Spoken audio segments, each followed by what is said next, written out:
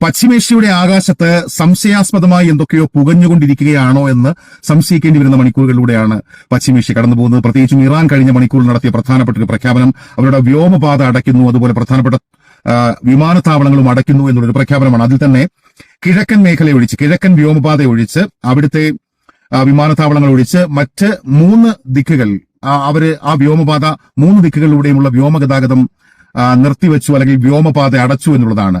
പടിഞ്ഞാറ്, തെക്ക്, വടക്ക് ഈ 3 വ്യോമപാതകൾ ഇറാൻ അടച്ചു എന്ന് ഔദ്യോഗികമായി ഇറാന്റെ വ്യോമയാന മന്ത്രാലയം അറിയിക്കുന്ന മണിക്കൂർ. അതുപോലെ ഏറ്റവും പ്രധാനപ്പെട്ട വിമാനത്താവളങ്ങൾ, ഇമാം ഖൊമൈനി വിമാനത്താവളം അടക്കമുള്ള വിമാനത്താവളങ്ങൾ അടയ്ക്കുന്നു എന്നുള്ളതും എന്തോ ചില അസ്വാഭാവികമായ ഒരു നീക്കമാണോ എന്ന സംശയമുണ്ട്. ഇപ്പോ ഇറാൻ അതുമായി ബന്ധപ്പെട്ട് വ്യക്തമായ ഒരു വിശദീകരണം ഒന്നും നൽകുന്നില്ല. പക്ഷേ ഇവിടെ പൊതുവെ മാധ്യമങ്ങളിലും അതുപോലെ പൊതു ഇടങ്ങളിലുമൊക്കെ വരുന്നൊരു സംശയം, ഇസ്രയേൽ വീണ്ടും ഇറാനെ ആക്രമിക്കാനുള്ള കോപ്പ് കൂട്ടുകയാണോ, അല്ലെങ്കിൽ അതിനുള്ള സാധ്യതയുള്ളൂ. കാരണം ഇറാനിന് ഏകപക്ഷീയമായി ഇസ്രയേലിലേക്ക് അടിക്കാനുള്ള സാധ്യതയില്ല, അങ്ങനെ ഇറാൻ പറഞ്ഞിട്ടുമില്ല. ഇറാന്റെ പരമോന്നത നേതാവ് ആയത്തുള്ള ഖമേനി പറഞ്ഞ ഒരു കാര്യം, വീണ്ടും ഇറാനെ ആക്രമിച്ചാൽ ഇസ്രയേലിനെ ഭൂമുഖത്ത് നിന്ന് തുടച്ചു നീക്കുന്ന പരിപാടി ഞങ്ങൾക്കറിയാം എന്ന് മാത്രമാണ്. അങ്ങോട്ട് ഒരു ആക്രമണം ഇറാന്റെ ഭാഗത്ത് നിന്നുണ്ടാകുമെന്ന് ഇറാന്റെ ഏതെങ്കിലും ഒരു നേതാവ് പറഞ്ഞിട്ടില്ല. അപ്പൊ അതുകൊണ്ട് തന്നെ ഇസ്രയേല് ഇറാനിലേക്ക് ആക്രമണം നടത്താനുള്ള സാധ്യത ഉണ്ടോ എന്ന സംശയമാണ് ഈ വ്യോമപാത അടക്കലുമായി ബന്ധപ്പെട്ട്. അങ്ങനെ എന്തെങ്കിലും സൂചനകൾ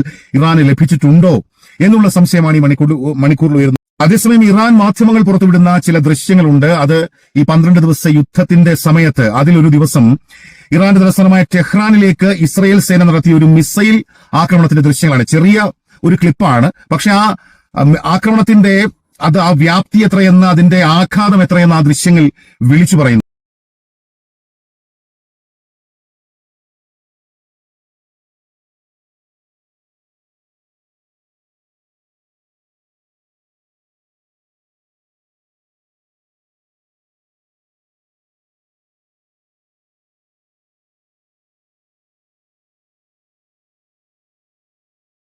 അതേസമയം ഇവിടെ നിന്ന് റിപ്പോർട്ട് ചെയ്യേണ്ടി വരുന്ന ഏറ്റവും പ്രധാനപ്പെട്ട ഒരു വാർത്ത, ഈ ഹമാസും ഇസ്രയേലുമായി ഒരിക്കൽ കൂടി വെടിനിർത്തലിലേക്ക് കാര്യങ്ങൾ എത്തുന്നു. 60 ദിവസത്തെ വെടിനിർത്തലിനുള്ള ഏകദേശ ധാരണയായി എന്നുള്ള വാർത്തകൾ പുറത്തുവരുന്നു. ആ നിർദ്ദേശം അമേരിക്ക, അതുപോലെ ഖത്തറും ഈജിപ്തും ഒക്കെ മുന്നോട്ട് വെച്ച നിർദ്ദേശം ഹമാസും അംഗീകരിക്കുന്നു എന്നുള്ള വിവരമാണ്, വാർത്തയാണ് പുറത്തുവരുന്നതിൽ പ്രധാനമായിട്ടും ഈ 60 ദിവസത്തെ വെടിനിർത്തൽ. ആ വെടിനിർത്തൽ കാലത്ത് 10 ജീവിച്ചിരിക്കുന്ന ബന്ദികളെയും 18 മൃതദേഹങ്ങളെയും വിട്ടുകൊടുക്കാം എന്നുള്ളൊരു ധാരണയാണ്. പകരമായി ഇസ്രായേൽ ജയിലുകളിൽ നിന്ന് ആനുപാതികമായി പലസ്തീൻ തടവുകാരെയും വിട്ടയക്കും എന്നുള്ള നിലയിലുള്ള ധാരണ അത് ഹമാസും അംഗീകരിച്ചിരിക്കുന്നു എന്നുള്ളതാണ്. ആദ്യ ദിനം തന്നെ, വെടിനിർത്തൽ പ്രഖ്യാപിച്ച ആദ്യ ദിനം തന്നെ 8 ബന്ദികളെ ജീവനോടെ വിട്ടുകൊടുക്കുന്നു. അതിനുശേഷം 3 ഘട്ടമായി 18 മൃതദേഹങ്ങൾ വിട്ടുകൊടുക്കുന്നു.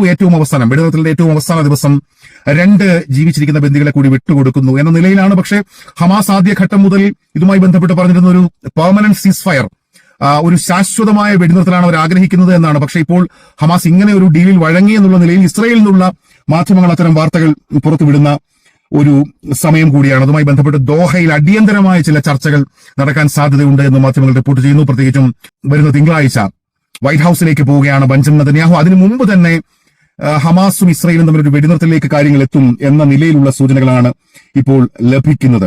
അതേസമയം ഇസ്രയേൽ മാധ്യമങ്ങൾ പുറത്തുവിടുന്ന മറ്റൊരു പ്രധാനപ്പെട്ട വാർത്തയുണ്ട്. അതായത് ജൂൺ 24-ന് 7 സൈനികർക്ക് ജീവൻ നഷ്ടപ്പെട്ട ഒരു സംഭവം. അതിന്റെ പിന്നിൽ യഥാർത്ഥത്തിൽ ഇസ്രയേൽ സൈന്യത്തിന് തന്നെ ഉണ്ടായ ചില പിഴവുകളാണ് എന്നുള്ള വെളിപ്പെടുത്തലാണ്. അത്തരം ഒരു നിഗമനത്തിലേക്ക് സൈന്യം എത്തുന്നു എന്ന നിലയിലാണ് അവർ പറയുന്നത്. ഹമാസിന്റെ ഒരു പോരാളി ഇവരുടെ സൈനിക വാഹനത്തിലേക്ക് ഒരു സ്ഫോടക വസ്തു എറിയുന്ന നിലയിൽ ഒരു സുരക്ഷിതത്വ പ്രശ്നം അവിടെ ഉണ്ടായി. അങ്ങനെ ആ ഒരു സുരക്ഷിതത്വ പ്രശ്നം അത് സൈന്യത്തിന്റെ പിഴവായി വിലയിരുത്തുന്നു എന്നുള്ളൊരു വാർത്തയാണ്. അതേസമയം 636 ദിവസങ്ങൾ, 2023 ഒക്ടോബർ 7-ന് ശേഷം 636 ദിവസങ്ങൾ പിന്നിടുമ്പോൾ ആദ്യമായി ഇസ്രായേൽ പ്രധാനമന്ത്രി ബെഞ്ചമിൻ നെതന്യാഹു അദ്ദേഹം കിബുത്സ് നിർ ഓസ്, ഈ കിബുത്സ് നിർ ഓസ് ഏറ്റവും പ്രധാനമായിട്ട് ഈ ഹമാസിന്റെ 2023 ഒക്ടോബർ 7-ന് ഹമാസിന്റെ ആക്രമണത്തിന് ഇരയായ പ്രദേശം, അവിടെ നിന്നാണ് എത്രയോ ഈ സൈനിക ഉദ്യോഗസ്ഥരെ അടക്കം ബന്ദികളാക്കി കൊണ്ടുപോയതും ആളുകൾ കൊല്ലപ്പെട്ടതുമൊക്കെ ഈ പ്രധാനപ്പെട്ട ഒരു സ്ഥലം ഈ കിബുത്സ് നിർ ഓസ് ആണ്. പക്ഷെ ഇതേവരെ ഈ സംഭവത്തിന് ശേഷം നെതന്യാഹു ആ പ്രദേശം സന്ദർശിക്കാൻ തയ്യാറായിരുന്നില്ല. വലിയ പ്രതിഷേധങ്ങൾ ഇതുമായി ബന്ധപ്പെട്ട് ഇസ്രായേലിലെമ്പാടും അലയടിച്ചിരുന്നു. ഇന്ന് ഇദ്ദേഹം സന്ദർശിക്കുന്നു, ഈ ഇടം സന്ദർശിക്കുന്നു എന്നറിഞ്ഞതിന്റെ പ്രധാന കവാടത്തിൽ വലിയ പ്രക്ഷോഭ പരിപാടികൾ സംഘടിപ്പിച്ചിരുന്നു. അതേസമയം ഇദ്ദേഹം ആ പ്രധാന കവാടത്തിന്റെ ആ വഴി ഒഴിവാക്കിക്കൊണ്ട് സമാന്തരമായ മറ്റൊരു പാതയിലൂടെയാണ് വന്നത്.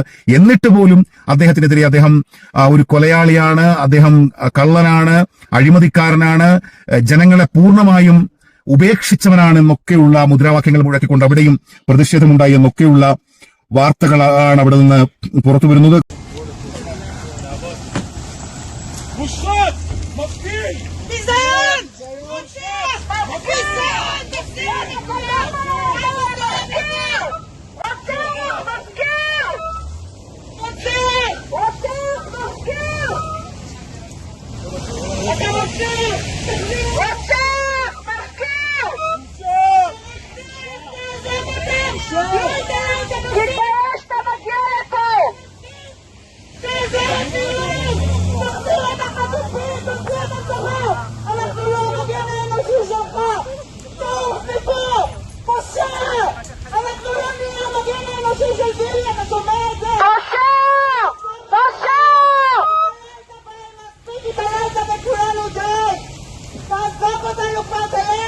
അതുപോലെ കിബുത്സ് നിർറോസിന്റെ പ്രധാന കവാടത്തിലും വലിയ പ്രക്ഷോഭം സംഘടിപ്പിക്കപ്പെട്ടു എന്നൊക്കെയുള്ള നിലയിലുള്ള വാർത്തകൾ ഇസ്രായേൽ മാധ്യമങ്ങൾ റിപ്പോർട്ട് ചെയ്യുന്നു. അതേസമയം ഈ റഷ്യ ടുഡേ, റഷ്യയിലൊരു മാധ്യമം റിപ്പോർട്ട് ചെയ്യുന്നൊരു കാര്യമുണ്ട്. ഇനിയൊരു ആക്രമണം ഉണ്ടായാൽ ഇസ്രായേലിന്റെ എല്ലാവിധമായ ബലഹീനതകളും ഇതിനകം തന്നെ മനസ്സിലാക്കി കഴിഞ്ഞു ഇറാൻ. അതുകൊണ്ട് ഇനിയൊരു ആക്രമണം രാജ്യങ്ങൾക്കുമിടയിൽ ഉണ്ടായിക്കഴിഞ്ഞാൽ ഇസ്രായേലിന് പിടിച്ചു നിൽക്കാൻ കഴിയില്ല. അതിന് കുറച്ച് കാരണങ്ങളൊക്കെ നിർത്തിക്കൊണ്ടുള്ള ഒരു വിശകലനം റഷ്യ ടുഡേ നടത്തുന്നുണ്ട്. അതേസമയം ചൈനയിൽ നിന്ന് ചൈനയുടെ 4++ സീരീസിൽപ്പെട്ട J-10C യുദ്ധവിമാനങ്ങൾ വാങ്ങാൻ ഇറാൻ തീരുമാനിച്ചിരിക്കുന്നു എന്നുള്ളൊരു വാർത്തയും കൂടിയുണ്ട്. അവരുടെ ചീഫ് ഓഫ് സ്റ്റാഫ് സൈനിക മേധാവി അബ്ദുൾ റഹീം മൊസാവി പറയുന്നൊരു കാര്യം, ഇനിയും ഇറാനിലേക്ക് ആക്രമണം ഉണ്ടായാൽ ഇസ്രായേലിന്റെ ചെവിക്കലിന് കൂടുതൽ ശക്തി ഉള്ള അടി കിട്ടും എന്നൊക്കെയുള്ള നിലയിലുള്ള വാർത്തകളൊക്കെ പുറത്തു വരുന്നു. ഏതായാലും ഏറ്റവും പ്രധാനമായി നമുക്ക് പറയേണ്ടി വരുന്നത് ഇറാന്റെ ഈ വ്യോമപാത അടയ്ക്കാനുള്ള തീരുമാനമാണ്. അത് ഡൊമസ്റ്റിക് ഇന്റർനാഷണൽ വിമാനങ്ങളൊക്കെ അവർ ഈ 3 വ്യോമാതിർത്തികളിലൂടെ, ആ 3 വ്യോമാതിർത്തി അടയ്ക്കുന്നതിലൂടെ ഇറാൻ എന്താണ് ഉദ്ദേശിക്കുന്നത് എന്ന് വ്യക്തമാകുന്നില്ല. ഏതായാലും പശ്ചിമേഷ്യയിൽ പൊതുവെ ഇതുമായി ബന്ധപ്പെട്ട് ഇസ്രായേൽ ഏതെങ്കിലും തരത്തിലൊരു ആക്രമണത്തിന് പദ്ധതി ഇട്ടിട്ടുണ്ടോ എന്ന നിലയിലുള്ള വലിയ സംശയങ്ങൾ ഉയരുന്ന സമയമാണ്. കൂടുതൽ വാർത്തകളും വിശേഷങ്ങളും ഒക്കെയായി പ്രിയപ്പെട്ട സുഹൃത്തുക്കൾക്കൊപ്പം വൈകാതെ ചേരാം.